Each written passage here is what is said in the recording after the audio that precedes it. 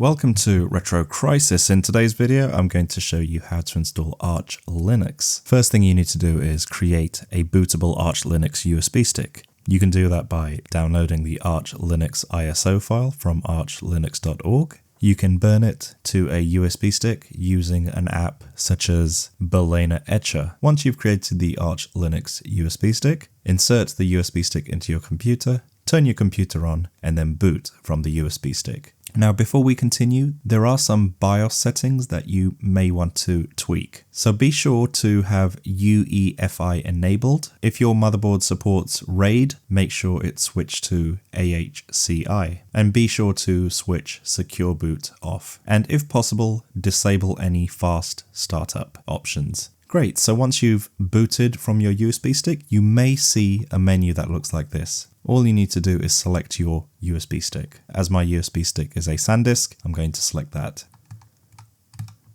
And then you should see a screen that looks like this. Select the first option that says Arch Linux Install Medium. First thing we're going to do is connect to our Wi-Fi network. So to begin, type in IWCTL, and now we're going to see if we can find our Wi-Fi card. So type in device list.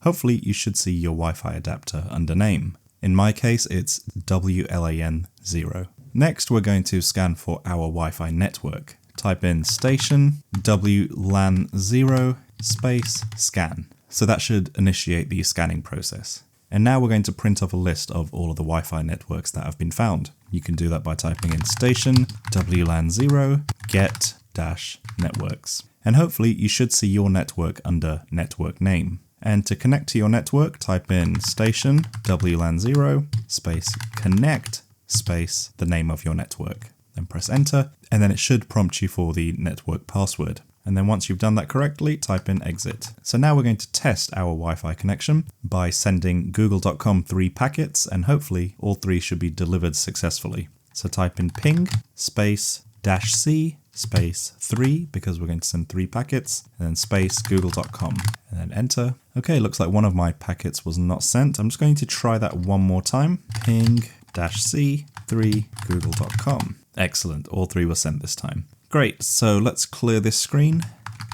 So Arch Linux uses Pacman as its package manager, and we're going to update our package database. And we can do that by typing in Pacman, which is package manager, not the video game, space -big S to synchronize the packages, and then Y to update the package list. Press enter, and it'll start doing its business. And now we're going to create a cryptographic keyring. So type in pacman -key space -- initialize or init, press enter. And now we're going to populate that cryptographic keyring with trusted master keys. And you can do that by typing in pacman -key populate, and then Arch Linux. And we just wait for that to complete. So now that's done, we can begin preparing our hard drive.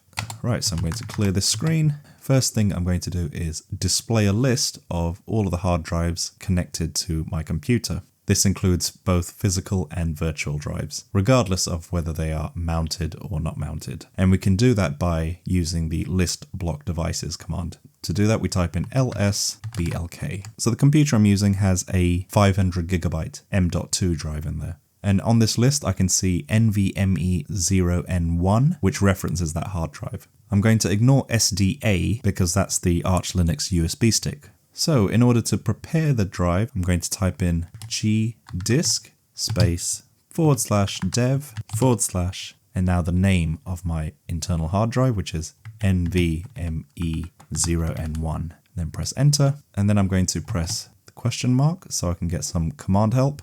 And then I'm going to press X for the extra functionality, and then press question mark again. Now I'm going to select Z or Z, which means zap, which essentially will wipe the hard drive. And then it says, you sure you want to do this? Type in capital Y to confirm. And then it says, do you want to blank out the master boot record? Capital Y to confirm. Great, so now that's done. I'm going to clear this screen. And now we're going to configure the Arch Linux installation. And we're going to do that by using the Arch install script. So type in Arch install and then enter. Now be warned that sometimes these options can move around, but hopefully from this video you would have gained a rough understanding of the principles of which kind of options you should be choosing. So the first thing I'm going to do is go to Arch Install Language, and here select your language. I'm going to select English, then go down to Locales, Keyboard Layout, select your region. I'm going to select UK. Next go down to Locale Language. Okay, English, Great Britain, but select whichever language relates to your country.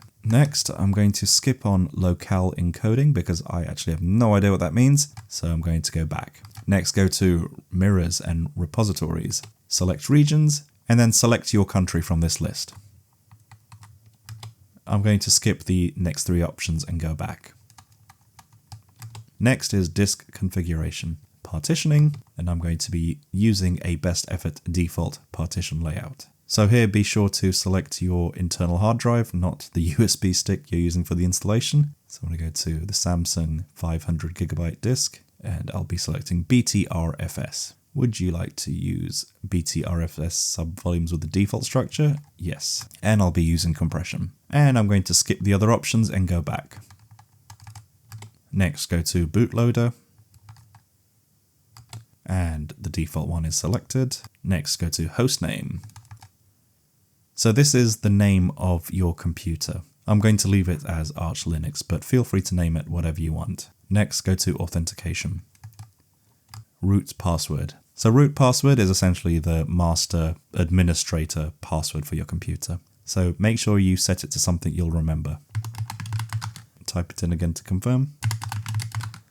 Next, go to user account. Add a user, type in your username, and then a password. And then confirm the password. If this is the only user account you're creating on the computer, then I advise you select yes here and make the account a super user. If you'd like to create additional user accounts, go to add user and repeat the process. Otherwise, go to confirm and exit and go back. Next, go to profile and then type. I'll be selecting desktop. And then here you can select which desktop environment you like to install. For this video, I'll be choosing KDE Plasma. Also, you might want to take the opportunity to do an internet search on each one of these environments, and I'm sure many of you will have different preferences on what you'd like to use. My main reason for using KDE Plasma is very simple. I got into Linux via the Steam Deck. That was my gateway into the world of Linux, and because the Steam Deck uses KDE Plasma, that's the one I'm most comfortable with. Outside of that, there's no other technical reason why I've chosen this. It's purely based on familiarity. And then go to graphics drivers. For this, I'll just be selecting all open source, and then Greeter. I'll be using SDDM for this. And then go back. Next, go to network configuration.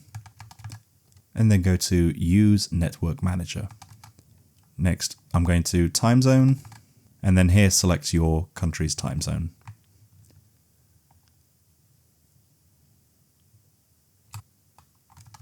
And then go to automatic time sync. Here I would recommend you select yes. And that's it. And now I'm going to go to install. Would you like to continue? Yes. Now, because this process can take some time, I recommend you go and make yourself a coffee or go do the dishes. And once the installation process has completed, you'll see this screen, and we'll choose the third option that says chroot into installation for post-installation configurations. And then you'll see this black screen. At the bottom, type in exit, and it says installation completed without any errors. You may reboot when ready, and then type in reboot. Excellent. So once your computer's restarted, you just need to type in your password to log in, and then you'll be presented with this beautiful desktop. When you see this Welcome Center notification appear, feel free to cycle through all the pages by pressing next. But for this video, I'm just going to press close. Next important step is to connect to your Wi-Fi, and you can do that by going to this little Wi-Fi symbol down here in the bottom right, and then just click it. Find your Wi-Fi network and then press connect and then type in the password. And then once that's connected, we can click on the desktop to get out of that menu.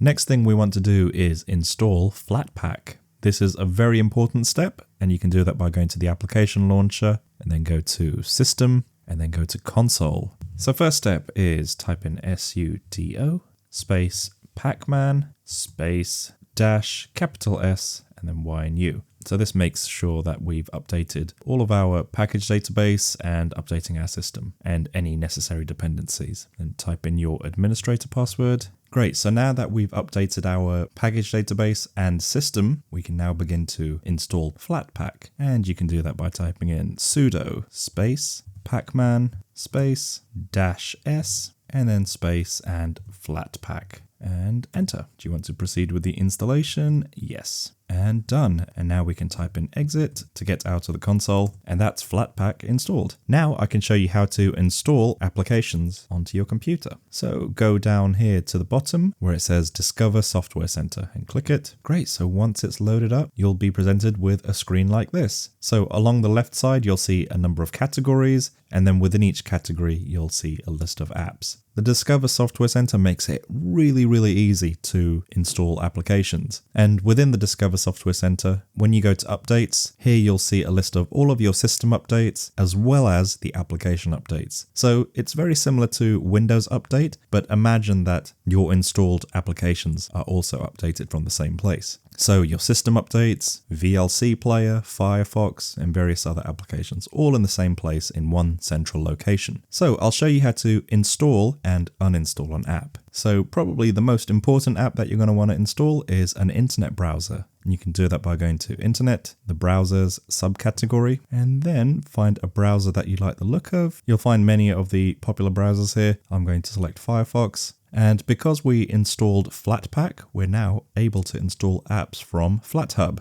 So you can just click on Install from FlatHub and then just wait for your application to install. Great, so once the installation has completed, if you go back to your app launcher, you'll notice a very similar category structure on this menu here. As with the Discover Software Center, if you go to Internet, you'll notice your web browser has appeared here. More categories will reveal themselves in this menu, depending on which apps you install from the Discover Software Center. So if you download a game or an emulator, for example, a games category will appear here automatically. Right, so if you want to uninstall an app that you may have installed, it's as simple as clicking the remove button and then just waiting a few moments for it to uninstall. Next, if you go down to this app here and hover over it, it says Dolphin File Manager. And if you click it once, this is your folder structure for where you can save your files. So for example, your downloads and your photos. And much like other operating systems, you're also welcome to use the desktop to save your files too. For example, if you'd like to create a new folder, you just right click on your desktop or wherever, go to Create New, and you can create